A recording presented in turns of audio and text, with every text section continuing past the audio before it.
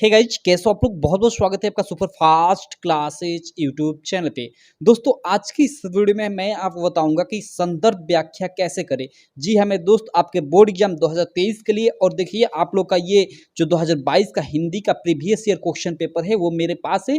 इसी का एक है, इधर मैं आपको दिखाता हूँ, ये पद्यांश वाला। इसी का मैं संदर्भ व्याख्या कर कर आपको बताऊंगा एकदम अच्छे से कि संदर्भ व्याख्या कैसे करते हैं। और बाकी ये प्रीवियस ईयर पेपर का एक क्वेश्चन भी आपका सॉल्व हो जाएगा। देखिए, ये मैं पूरा का पूरा एक पहले से ये लिख रहा हूँ। ये पूरा का पूरा आपकी जो बोर्ड कॉपी होती है ना, आप देख सकते हो। उस पर मैं पूरा का पूरा आपका ये प्रीवियस ईयर पेपर का सॉल्यूशन कर रहा हूँ। पूरा का पूरा इस पेपर का सॉल्यूशन मैं आपके लिए जल्द लेकर आने वाला हूँ। अभी मैं आधा तक यहाँ ये आधा लिख चुका हूँ। इधर आप लोग देख सकते हो, इधर मैं लिख रहा हूँ। पूरा ये मैं लिख लूंगा तो मैं पूरे का इसका सॉल्यूशन लेकर आऊँगा। तब तक चलिए, जो ये हम लोग का टॉपिक है कि संदर्भ व्याख्या कैसे करें, उस चीज़ को मैं आपको बता देता हूँ। यहाँ पे हम लोग का प्रश्न संख्या 4 के अंतर्गत यहाँ मैं निकाल लेता हूँ पेपर आप लोग का। आप लोग देख सकते हो, ये प्रश्न संख्या 4 और 5 के अंतर्गत, नहीं 3 और 4, प्रश्न संख्या 3 के अंतर्गत और प्रश्न संख्या आप लोग के 4 के अंतर्गत आपका क्या आता है, संदर्भ व्याख्या करने को आता है। प्रश्न संख्या 3 में आप लोग का गद्य पाठ से आता है, ठीक है। और प्रश्न संख्या 4 में आप लोग का पद्य पाठ से आता है, ठीक है। और इसमें दोनों में आपका क और ख दो प्रश्न होते हैं। आपका ऑप्शन होता है कि तो क कीजिए कि तो ख कीजिए। तो इस वीडियो में आप लोग का जो ये पद्यांश है ना, ये मतलब जो संदर्भ व्याख्या आता है उसका ये वाला देखिए, ये ख जो आप लोग के बोर्ड एग्जाम 2022 में आया हुआ था, ठीक है, हिंदी में, ठीक है, जिसका कोड है 801AA, उसका ये ख वाला, ये मतलब इसका मैं संदर्भ व्याख्या करूंगा। क्योंकि ये काफी, जी हाँ मेरे दोस्त, काफी ज्यादा, यह काफी ज्यादा इंपॉर्टेंट है।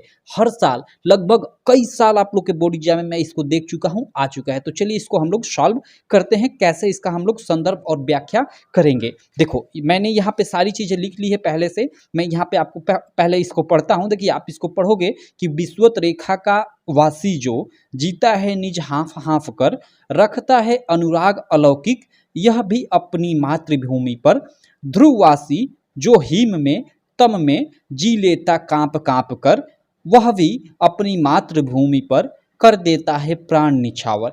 अगर देखिए आप इसको अच्छे से पढ़ते हैं ना, तो ये आपको मालूम चल जाएगा कि ये आपके किस किस चैप्टर से है। जी हाँ मेरे दोस्त, मैं आपको बताना चाहूँगा कि आप लोग का हिंदी के ना पद्य भाग में, ठीक है, आप देखिएगा एक राम नरेश त्रिपाठी जी द्वारा लिखा हुआ लेसन है, ठीक है।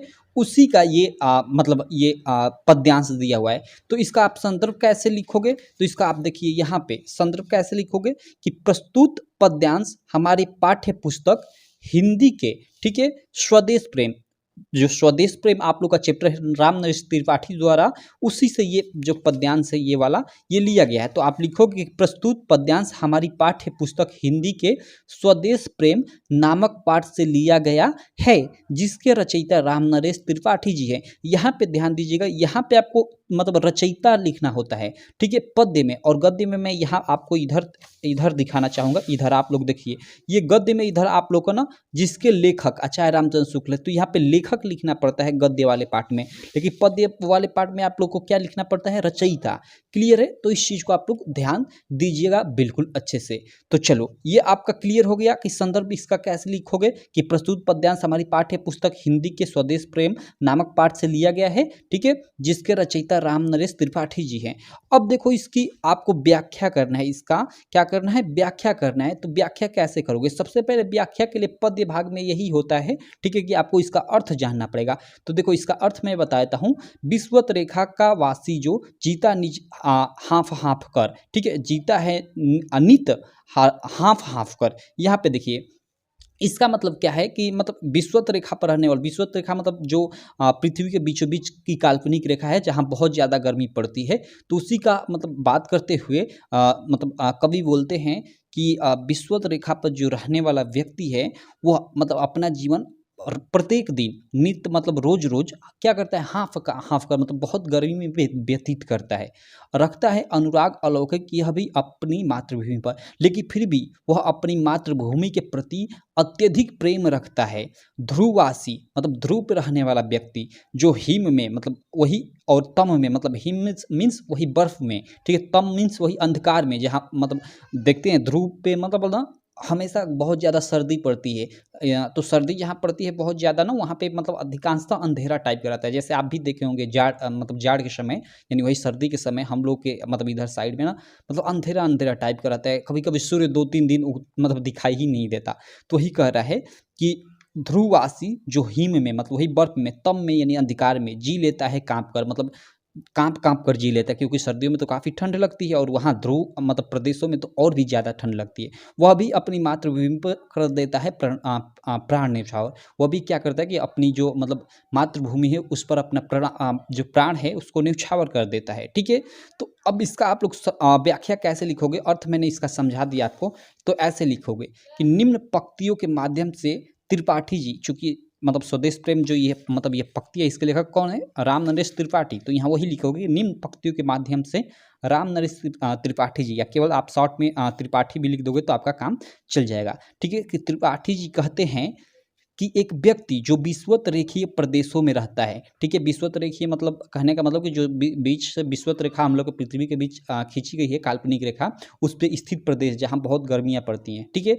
तो वही यहाँ पे लिखा है कि एक व्यक्ति जो विषुवत रेखीय प्रदेशों में रहता है, जहाँ भीषण गर्मी पड़ती है, वह वहाँ अपना प्रत्येक दिन हाँफ-हाँफ कर अर्थात बेहद गर्मी में व्यतीत करता है, लेकिन फिर भी वह अपनी मातृभूमि के प्रति अत्यधिक प्रेम रखता है। तो देखिए इतना का आपका 4 लाइन का ये मतलब ये हो गया आपका, ठीक है? उसके बाद यहाँ इस 4 लाइन का, अब देखिए इसका कैसे करोगे आप कि ध्रुवों पर रहने वाला व्यक्ति जो अपनी, ठीक है?